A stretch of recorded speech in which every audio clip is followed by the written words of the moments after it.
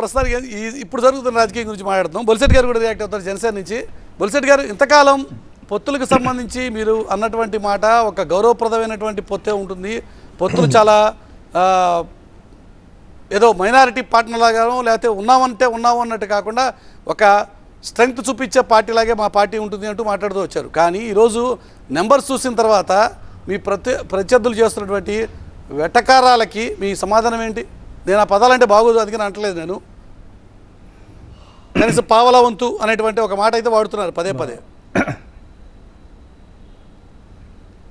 మహేష్ గారు అంటే మురళీకృష్ణ గారు, మీకు మహేష్ గారికి అలాగే సోదరుడు రఘు గారికి నమస్కారం అండి. TV9 ప్రేక్షకులు కూడా, తద్వారా లక్షలాది మంది కోట్లాది మంది జన సైనికులు కూడా రియాక్షన్ ఎలాగుంటుందని వెయిట్ చేస్తున్నారు. వాళ్ళందరికీ కూడా నా నమస్కారాలు. ముఖ్యంగా జనసేనలో 175కి 24 వస్తాయంటే సంతోషపడేవాళ్ళు కళ్యాణ్ గారితో సహా ఎవరు ఉండరండి. Nobody will be happy with the figure. This is the fact on record. నేను ఆన్ రికార్డ్ చెప్తున్నా. At the same time YCP ఎందుకు అన్హ్యాపీగా ఉందో నాకు అర్థం కావడం. వైసీపీ ఎందుకు బాధపడిపోతుందో జనసేన పార్టీ గురించి, జన సైనికుల గురించి, రోజక్క గారు రాకపోతే మా అంబటి రాంబాబు ఎందుకు బాధపడుతున్నారో నాకు అర్థం కావడం. వాళ్ళు సెటైర్లు కానీ బాధలు కానీ అసలు అప్పటి నుంచి ఇప్పటి వరకు కూడా కంటిన్యూస్గా టీవీలో కనబడుతుంది. నాకు అర్థం కాల. డెఫినెట్గా జన సైనికులు బాధతో ఉన్నారు, డెఫినెట్ డౌట్ లేదు. పవన్ కళ్యాణ్ గారు కూడా ఆనందంతో ఎగిరి గంతేరు 25 సీట్లు అంటే 24 సీట్లు అంటే ఎవరు హ్యాపీగా ఉండరు. కానీ వాస్తవం ఏంటంటే ఇక్కడ ఒక పరిస్థితి ఏర్పడింది ఈ రాష్ట్రంలో. ఈ పరిస్థితిని అధిగమించడానికి నేను ఎంతటి త్యాగానికైనా సిద్ధం అని చెప్పి పవన్ కళ్యాణ్ గారు కూర్చున్నారు. At the same time Pawan Kalyan garu ఇంకో మాట కూడా చెప్పారు. నేను అధికారంలో భాగం పంచుకోవడానికి రెడీ, నేను ముఖ్యమంత్రి అవ్వడానికి రెడీ, నేను వెనకతలు నడడం లేదు, సమాంతరంగా నడుస్తున్నాను, కాబట్టి నేను గౌరవప్రదమైన పొత్తు ఉంటుంది. కానీ నేను గతంలో కూడా చాలా సందర్భాల్లో బొలిశెట్టి గారు మన డిబేట్లో పార్టిసిపేట్ చేయడం కొత్త కాదు. బొలిశెట్టి గారు గతంలో కూడా చాలా సందర్భాలు అడిగాను. ఒక సగటు జనసేన కార్యకర్తకి ఉన్నటువంటి ఒక అభిప్రాయం ఈ రోజున కేవలం మనం పల్లకీలు మోసేటువంటి బోయిలుగా మాత్రమే ఉండిపోవాలా అనేటువంటి ఒక అభిప్రాయం ఉంది. గౌరవప్రదమైనటువంటి నెంబర్ అధికారంలో ఉండాలి, అధికారంలో పంచుకుంటానని చెప్పి పవన్ కళ్యాణ్ గారు అంటున్నారు. కానీ ఆ నెంబర్ విషయంలో అది కనిపించడం లేదు అనేటువంటి ఒక ఫీలింగ్ చాలా మందిలో ఉంది అని చెప్పి గతంలో చాలా సందర్భాల్లో చర్చిస్తే లేదు అలా ఉండకపోవచ్చు అని మీరు అన్నారు. కానీ ఈరోజు నెంబర్ చూస్తే అలా లేదు కదా.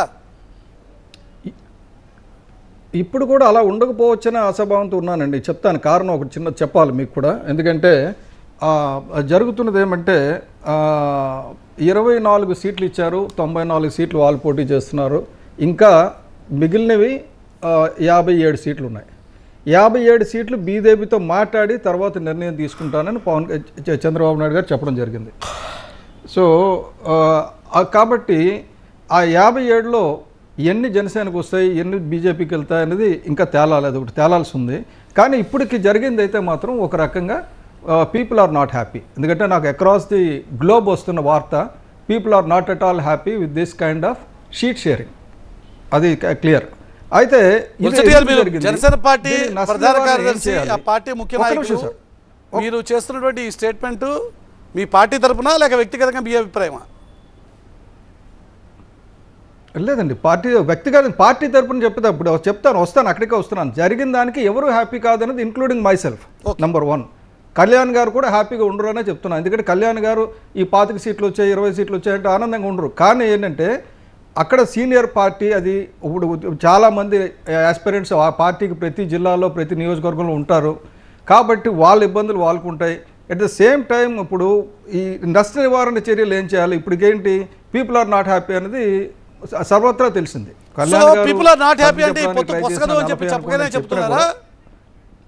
ఒక్క నిమిషం లెట్ మీ కంప్లీట్ సార్. ఇప్పుడు సెన్సిటివ్ ఇష్యూ మురళీకృష్ణ గారు, లెట్ మీ కంప్లీట్.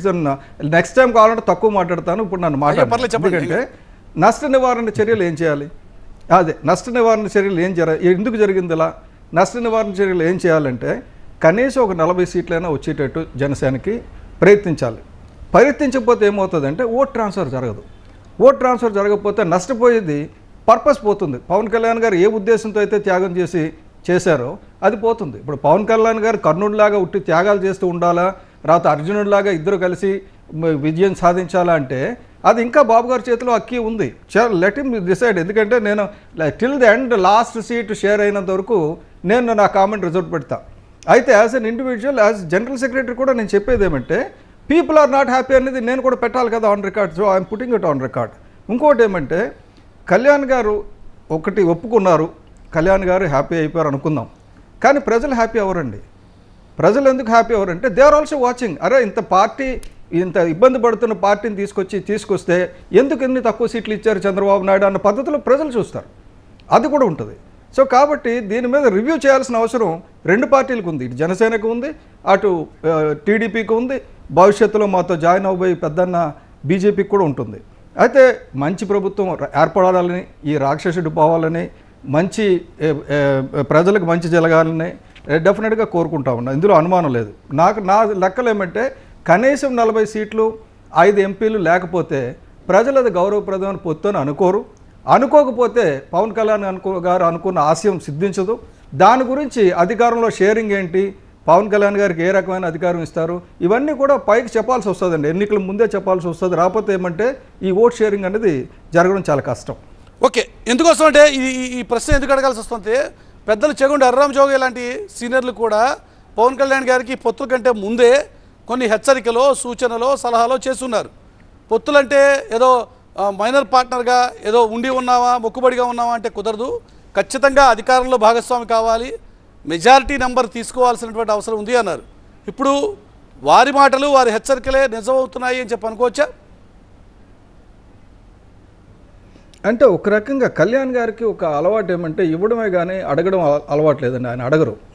అయితే చంద్రబాబు నాయుడు గారికి ఇప్పుడు ఈ రివ్యూ ఆయన కూడా చూసుకుంటారు కదా. ఆయన సొంత పార్టీలోనే నాకు సీట్ రాలేదు, సీనియర్లకు సీట్ రాలేదని గొడవలు జరుగుతున్నాయి. వాటితో పాటు ఓటు ట్రాన్స్ఫర్ అన్న విషయం ఎప్పుడైతే రివ్యూకి వస్తుందో ఈ 4-5 రోజుల్లో ఓటు ట్రాన్స్ఫర్ జరగాలంటే ఏం చేయాలన్నది డెఫినెట్గా రెండు పార్టీల నాయకులు కూర్చొని వర్క్ చేస్తారండి. హరిరామ్ జోగి గారు చెప్పింది ఏంటంటే మనకి మనుషులు లేకపోవడం లేదు, మనకి 70 మంది మనుషులు ఉన్నారు పోటీ చేయడానికి, వాళ్ళు ఖర్చులు పెట్టుకోవడానికి కూడా సిద్ధంగా ఉన్నారు అని చెప్పడం జరిగింది. అందులో ఏం అనుమానంలా. అయితే ఏమంటే ఇప్పుడు జరగబోయే రాజకీయ ప్రక్రియ ఎలాగుంటుందంటే ప్రతి పార్టీ కూడా వాళ్ళు ఎదగాలని ఆలోచిస్తుంది. కానీ పవన్ కళ్యాణ్ గారు ఈ రాష్ట్రాన్ని రక్షించాలి, జగన్మోహన్ రెడ్డి పోవాలి అని ఆలోచిస్తున్నారు. ఆయన కానీ నిజంగా నేను ఎదగాలనుకుంటే ఇండిపెండెంట్గా కంటెస్ట్ చేస్తే 35 స్థానాల్లో కంటెస్ట్ చేస్తే ఈస్ట్ వెస్ట్ గోదావరిలో 30 సీట్లు గెలిచే పరిస్థితి కళ్యాణ్ గారికి ఉంది. కానీ అది ఎందుకు చేయడం లేదంటే రాష్ట్రం గురించి. నేను ఎదగాలనుకోవడం వేరు, నా ప్రజలు బాగుపడాలనుకోవడం వేరు. పవన్ కళ్యాణ్ గారి సిద్ధాంతం కంప్లీట్గా డిఫరెంట్ అండి. పీపుల్